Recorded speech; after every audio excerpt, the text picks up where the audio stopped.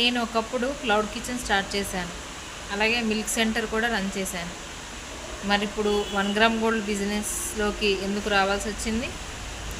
ఏదైనా బిజినెస్ చేయాలి అని ఆలోచన వచ్చినప్పుడు ఫస్ట్ నేను ఒక క్లౌడ్ కిచెన్ అయితే స్టార్ట్ చేశాను. జొమాటోలో సైనప్ అయ్యి రెస్టారెంట్లో ప్లేస్లో సైనప్ అయ్యి చేయొచ్చు అని. బట్ అది నా వల్ల కాలేదు. అండ్ సెకండ్ టైం మళ్ళీ మిల్క్ సెంటర్ రన్ చేశాను. కొద్ది కాలం బాగానే నడిచింది, అంత సాఫీగానే జరుగుతుంది, పర్వాలేదు అనుకున్న టైంకి అది సరిగా నడవడం మానేసింది. నాకు ఇంట్రెస్ట్ లేకనో తెలియదు, లేదా మెయింటెనెన్స్ సరిగా చేయకనో తెలియదు. ఇంట్రెస్ట్ అసలు బొత్తిగా ఆ మిల్క్ సెంటర్ మీద ఇంట్రెస్ట్ అనేది లేదు చేయాలని.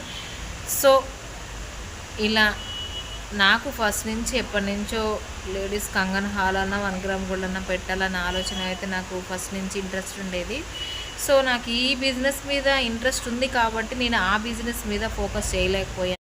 ఆ మిల్క్ సెంటర్ క్లోజ్ చేశాక నేను చాలా ఆలోచించాను, ఏ బిజినెస్ చేయాలి, ఫైనాన్షియల్గా ఎలా స్టేబుల్ అవ్వాలని చాలా ఆలోచించి ఒకనొక టైంలో డిప్రెషన్లో కూడా వెళ్ళిపోయాను. First 1 gram gold business start చేయాలి అని ఆలోచన రాగానే మీషోలో నేను ఫస్ట్ అయితే అమ్మడం స్టార్ట్ చేశాను. మీషో తర్వాత చిన్నగా ఆన్లైన్ ప్లాట్ఫామ్లో ఈ చిన్న చిన్న స్టోర్స్, పెద్ద పెద్ద స్టోర్స్ వాళ్ళు రీసేలర్ కోసం సపరేట్గా వాట్సాప్ గ్రూప్ క్రియేట్ చేసేవాళ్ళు. ఆ గ్రూప్లో జాయిన్ అయ్యి వాళ్ళ దగ్గర నుంచి రీసేల్ చేసేదాన్ని. మ్యాక్సిమం నేను ఆర్డర్స్ వాళ్ళకి ఇచ్చేదాన్ని, వాళ్ళు అక్కడి నుంచి కొరియర్ చేసేవాళ్ళు కస్టమర్కి. ఓన్లీ మనం అమౌంట్ పే చేసేస్తే సరిపోతుంది కస్టమర్ దగ్గర నుంచి. అలా కొన్ని రోజులు చేసిన తర్వాత చేసి నాకే అనిపించింది, నాకు ఇంత నాలెడ్జ్ కొంచెం వచ్చింది కదా, మనం ఓన్గా చిన్నగా కొద్ది అమౌంట్తో బిజినెస్ స్టార్ట్ చేద్దాము అనేసి నేను ఎవరి దగ్గర అయితే రీసెల్లర్గా చేశానో వాళ్ళందరినీ నేను కొద్దిగా స్టాక్ ఇవ్వండి, నేను కూడా బిజినెస్ చేస్తాను అంటే ఒక్కరు కూడా సపోర్ట్ చేయలేదు. అండ్ స్టాక్ ఎక్కడి నుంచి తెస్తారని రిక్వెస్ట్గా అడిగినా కానీ ఎవ్వరూ చెప్పలేదు. అందరూ జెన్యూన్గా ఉంటారు అనుకోవడం మన తప్పే అనమాట.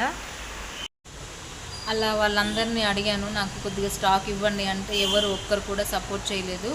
సో నాలాగా ఎవరైనా బిజినెస్ ఇంట్రెస్ట్ ఉండి ఫ్యామిలీకి ఫైనాన్షియల్గా సపోర్ట్ ఉండాలి అనుకున్న వాళ్ళకి నేను 5,000కి స్టాక్ ఇస్తాను అని చెప్పడం వెనుక ఉన్న కారణం ఇదే అనమాట. నేను ఫేస్ చేసినట్టు మిగతా ఎవరు ఫేస్ చేయకూడదు అనే ఉద్దేశంతోనే, మీకు కూడా లాస్ కాకూడదనే ఉద్దేశంతో నేను 5,000కి స్టాక్ ఇచ్చి ఒకవేళ సేల్ కాకపోతే ఆ ప్లేస్లో తీసుకొని సర్టెన్ టైంలో అవి సేల్ కాకపోతే అవి తీసుకొని ఆ ప్లేస్లో కొత్త డిజైన్స్ ఇస్తా అన్నదానికి కారణం కూడా ఇదే. నీకు నేను చెప్పింది జెన్యూన్ అనిపిస్తేనే నా ఛానల్ని అయితే సబ్స్క్రైబ్ చేసుకోండి, నా వీడియోస్ చూడండి, లైక్ చేయండి, కామెంట్ అయితే చేయండి. ఒకవేళ నేను మాట్లాడిన దాంట్లో ఏమైనా తప్పు అనిపిస్తే ఖచ్చితంగా కామెంట్ రూపంలో నాకు తెలియజేయండి, లేదా నా ఆలోచన మంచిగా ఉంది అన్న కూడా కామెంట్ రూపంలో మీ అభిప్రాయాన్ని తెలియజేయండి.